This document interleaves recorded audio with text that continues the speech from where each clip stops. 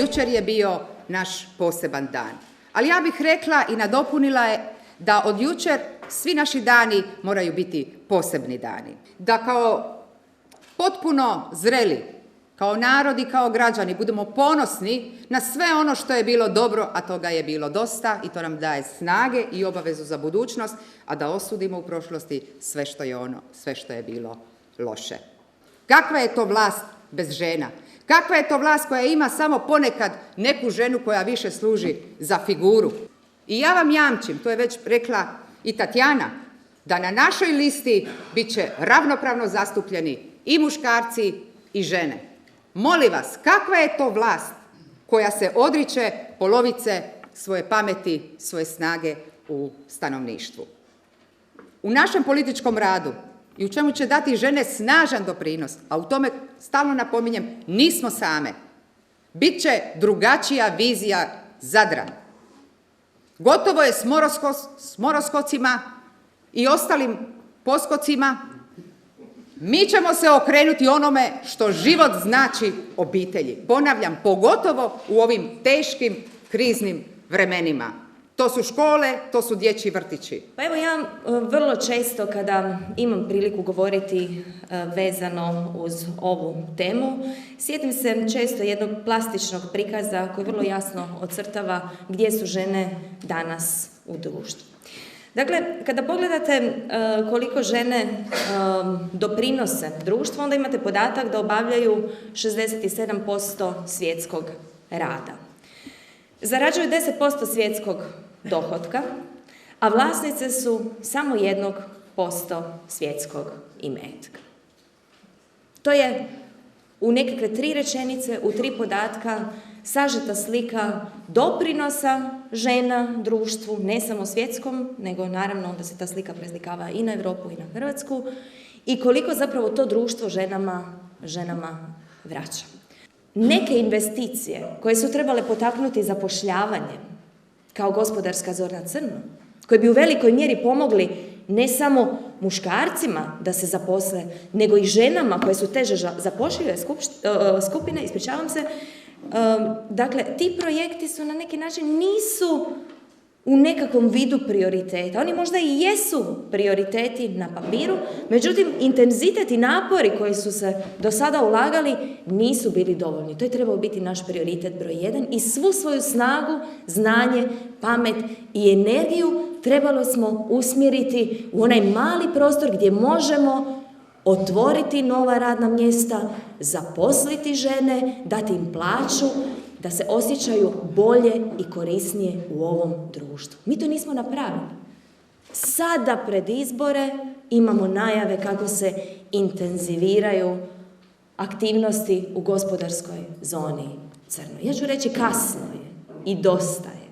Dosta je lažnih obećanja i kasno je za neke projekte koji su već trebali biti završeni u interesu građanki i građana grada Zadra. Ja ću dati sve od sebe da svojom energijom, znanjem, reći ću i mladošću, možda bliskošću nekim drugim društvenim skupinama, kad govorimo o mladima, da doprinesem jednoj drugoj politici u ovom gradu, većoj odgovornosti, većoj transparentnosti u raspolaganju vašim novcem i naravno vodeći prije svega i isključivo računa što su vaše potrebe, što su zaista vaše potrebe, a ne ono što mi mislimo da su vaše potrebe. Zbog toga je važno, sljedeće lokalnim izborima imamo povijesnu priliku. Ali to nije povijesna prilika za SDP, niti je to povijesna prilika za SDP i koalicijske partnere, koji će se ponuditi kao alternativa na sljedećim lokalnim izborima. To je povijesna prilika za građanke i građane grada Zadra da kažu dosta je vođenje ovakve politike, pokazali ste što znate, koliko možete, kako raspolažete našim sredstvima i koliko vodite brigu o javnom interesu grada Zadra koji treba biti ispred privatnog interesa. Stoga molim vas, da bismo to uspjeli, trebamo podršku svake od vas.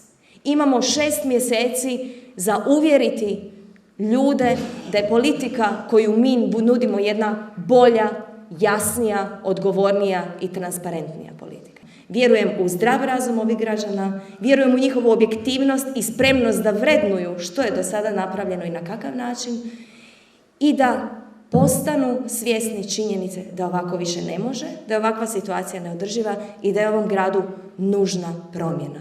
Tu promjenu može donijeti samo naša opcija na čelu s SDP-om. Mi smo socijaldemokrati i kao socijaldemokrati ćemo se ponašati i na vlasti, vodeći računa o potrebama ljudi, posebno onima koji su najugroženiji, a tu, nažalost, spadaju u tu grupinu i žene i mladi.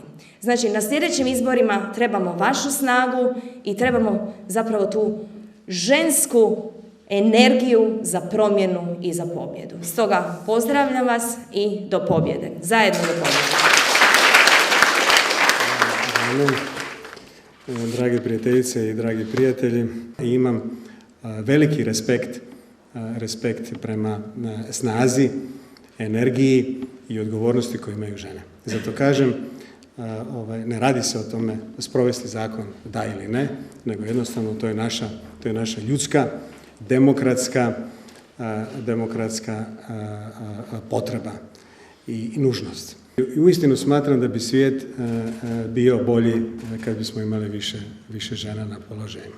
Mi nećemo slijediti samo zakone, nego ćemo sprovesti to u djelo upravo zbog kvalitete društva i kvalitete našeg rada. Zato je pravo vrijeme da uoči izbora razgovaramo o mjestu i ulozi i o jednostavno ravnopravnom nastupu pred građane za odgovornost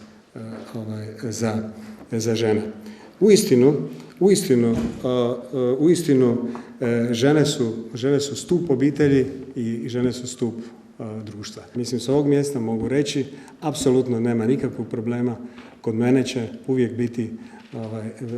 bit će uvijek prioritet sposobnost, energija, znanje i iskustvo i odgovornost, a tu su apsolutno dominantne, odnosno alpari nama žene. Dan nakon jučerašnjeg povijesnog dana, koji je donio slobodu ne samo za generale gospodu Markača i Gotovinu, već su donijeli i slobodu za Hrvatsku i za hrvatski narod. Posebno mi se dojmilo to što je jučer naš sugrađanin, gospodin Gotovina, rekao da je budućnost pred nama, pustimo povijest, okrenimo se budućnosti. Mislim, to je jedna fantastična rečenica koju ja sa posebnim zadovoljstvom prihvaćam, jer je budućnost ono o čemu trebamo govoriti, raditi, okrenuti se i to je naša snaga i naša perspektiva. I mogu reći, dobro je da Hrvatska ima svoje heroje. Stanje je vrlo je teško, ali apsolutno nije bezizlazno.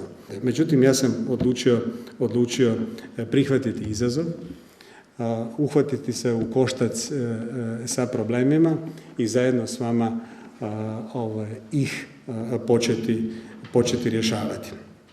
Prema tome, suština naše kampanje neće biti i nije, mislim, vlast kao takva, nego je prvenstveno rast, zapošljavanje, obrazovanje, socijalna skrb za one koji su potrebni. Ja sam već počeo raditi neke analize, počeo sam raditi usporedbe, održavati sastanke sa potencijalnim investitorima i sljedeći tjedan ima 2. Istina, to nije Katar, to je Europa. Ja ću se prvenstveno fokusirati na poslovne subjekte koji mogu donijeti rast i razvoj iz ovoga područja. Tako da svaki moj tjedan bit će posvećen prvo analizama postojećeg stanja i drugo razgovorima kako izaći iz recesije i kako potaknuti rast, razvoj i zapošljavanje. Zadar je 5. najveći grad u Republici Hrvatskoj, međutim, ako pogledate naš ekonomski položaj, onda to nema, onda je to pozicija koju ja ovog trenutka ne mogu reći, koju analiziram, ali to je daleko ispod mjesta kojeg grad zaslužuje i traži. Naša ekipa koja će voditi, uvjeren sam, grad, bit će fokusirana samo i isključivo na donošenje i stimuliranje onih ekonomskih ciljeva, onih programa koji će brzo mijenjati situaciju u kojoj se nalazimo. Mi moramo znati gdje smo, gdje idemo i na koji način idemo. Biće prilike doći sa kompleksnijom analizom koju radim. S time ću izaći i pred vas, naravno i pred građane grada Zadra, koji će vrlo lako i jednostavno shvatiti da su promjene nužne,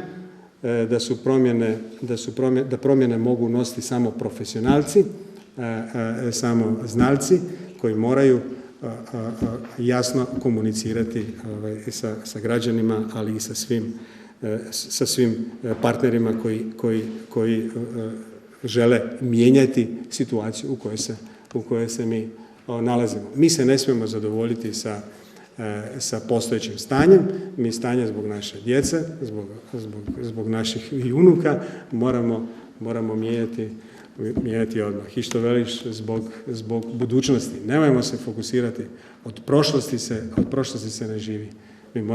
Mi moramo odgovoriti na izazove budućnosti. Mi smo za 7 mjeseci u Europskoj uniji. Tamo slijedi velika borba konkurentnosti i pozicioniranja u odnosu na Europsku zajednicu. Mene zanima gdje je Zadar kao takav, koja je funkcija gradske uprave, gradskih poduzeća i njihova efikasnost. Mene zanima gdje je Zadar u Republici Hrvatskoj i konačno gdje su pravci razvoja Zadra u odnosu na Europsku uniju. Idemo zajedno u lokalne izbore, idemo promijeniti i unaprijediti grad. To je moj i to je naš građanski i zadarski izazov. Hvala vam.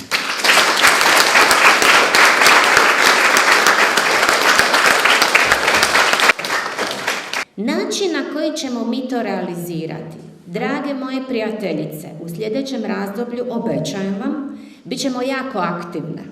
Imat ćemo radionice i još detaljnije ćemo vam, gospodine Biliću, objasniti što mi to zaista želimo, gdje mi to zaista želimo biti. Bit ćemo vaše suradnice, bit ćemo vaš putokaz i bit ćemo vaše prijateljice u nastojanjima da stvorimo bolju budućnost svima nama i svim budućim pokoljenjima. Još jedanput od srca vam hvala i vidimo se, veliki posao je ispred nas.